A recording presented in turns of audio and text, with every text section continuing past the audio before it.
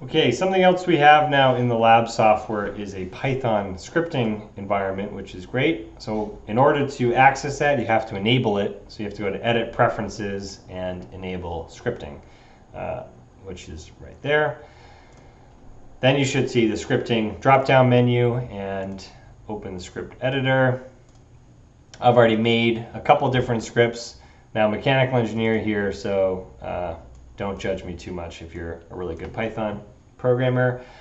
But we have a kind of an interesting API to our IDE file, which we've published online. It's actually accessible just straight into Python through pip install IDE lib for IDE library.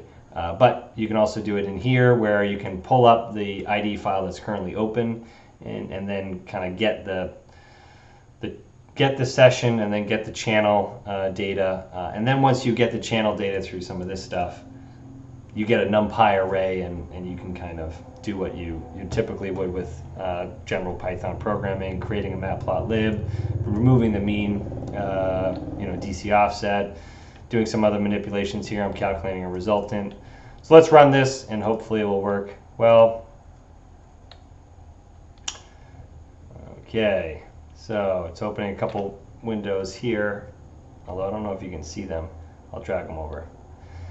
All right, so I'll go through one by one. First thing it does is pulls all the data and plots it.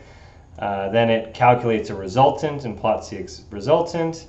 And then I open another plot window where I find the peak resultant and I plot, around that in the resultant as well as the X and Y and Z.